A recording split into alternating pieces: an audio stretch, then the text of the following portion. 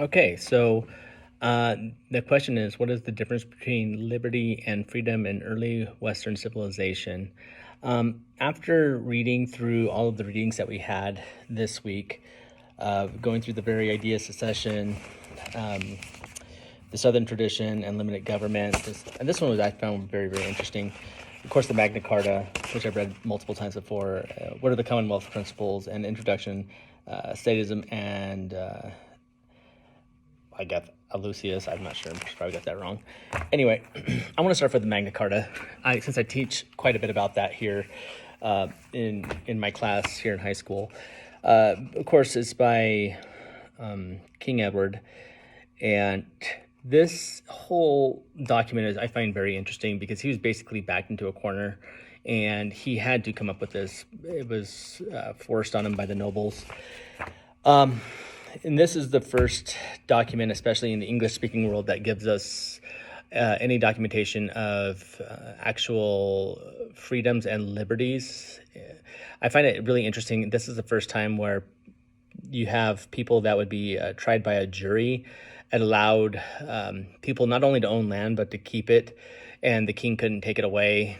It gave some rights to women, especially widows. If their husband died, they were entitled to the land and some of the money. And that, I think most importantly, it said that the king was really not above the law. This was basically the law of the land, which I find really, really interesting, and especially there it comes in, just because of what was going on at that time, feudalism and the different lords that were really in charge, and especially with King Edward.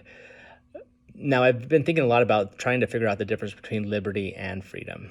Okay, and so, and my best, or the best example I could come up with were probably the early colonists of the United States. Now, let me back up. Greece, they had a form of democracy. I mean, they allowed their citizens, or their male citizens, to vote.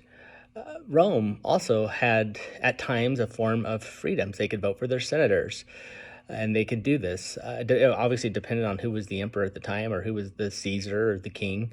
It really just depended on the time and place that they could do this.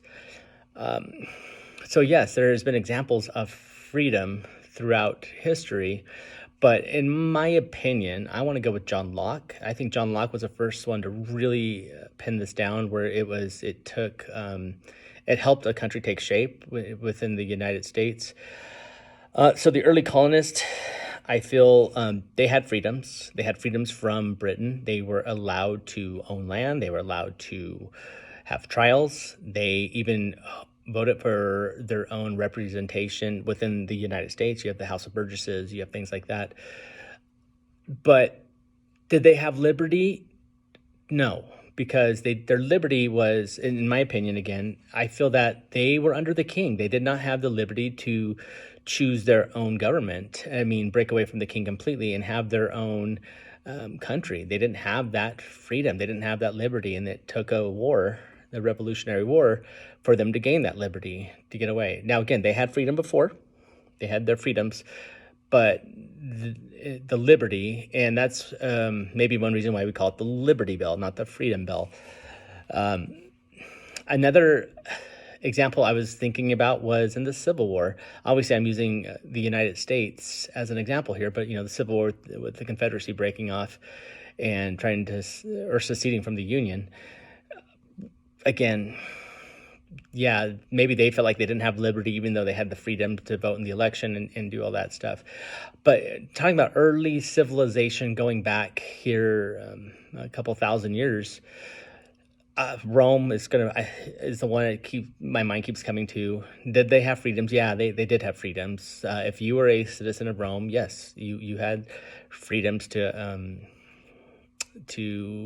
own land. You had freedoms to, at that time, have a slave. You could move about within the empire. We think about Paul in the Bible. He was a Roman citizen. And I think this is a big example because he had different rights that other people in the empire did not. Paul really did have these rights.